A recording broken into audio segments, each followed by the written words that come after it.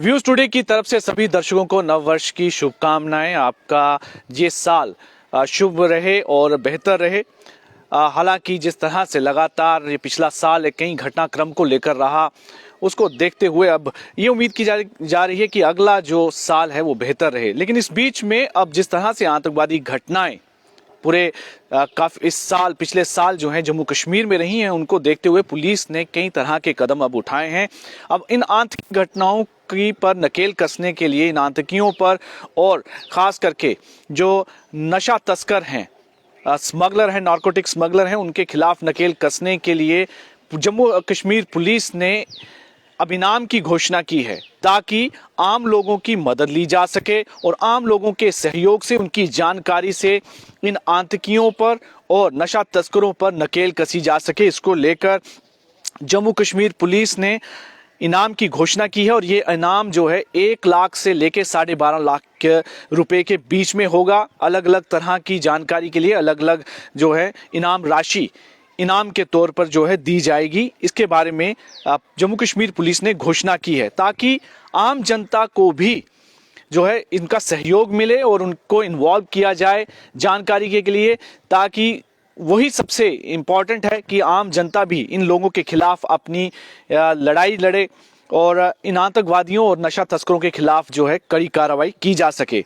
अब इसके लिए जो जानकारी बताई गई है कि आतंकियों तथा नशा तस्करों और तथा सुरंगें कई जगह बनी होती हैं, उस सुरंग के जरिए आतंकवाद को जो है पाकिस्तान से हिंदुस्तान की तरफ, भारत की तरफ भेजा जाता है और नशा तस्कर भी उन्हीं सुरंगों का इस्तेमाल करते हैं। उनका भी जानकारी देने के लिए जो है इनाम राशि दी जाएगी 1 लाख से 12.5 लाख के बीच।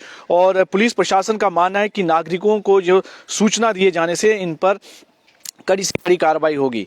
सीमा पार से सुरंग के जरिए आतंकियों, हथियारों तथा नशीले पदार्थों की तस्करी संबंधी सूचना देने पर 5 लाख नकद इनाम दिया जाएगा।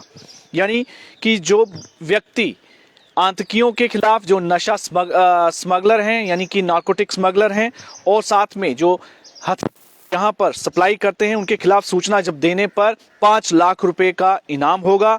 और सीमा पार से ड्रोन के जरिए जाने की सूचना देने पर 3 लाख रुपए की इनाम राशि दी जाएगी। इसी तरह पाकिस्तान में बैठे आतंकी हैंडलर तथा सक्रिय आतंकियों के संबंध रखने वाले, यानी कि जो OGW हैं, ओवरग्राउंड वर्कर्स हैं, उनके खिलाफ सूचना दिए जाने पर भी 2 लाख रुपए की इनाम राशि दी जाएगी। इसके साथ ही और भी कहीं बताया गया कि मस्जिद, मदरसे, स्कूल या कॉलेजों का इस्तेमाल अगर युवाओं को रेडिकलाइज करने के लिए किया जाएगा, आतंकवाद को फैलाने के लिए जो आतंकी कई बार इस्तेमाल करते हैं, उनको उकसाते हैं, उनकी भर्ती करने के लिए, इस बारे में जानकारी देने पर 1 लाख रुपए का इनाम दिया जाएगा।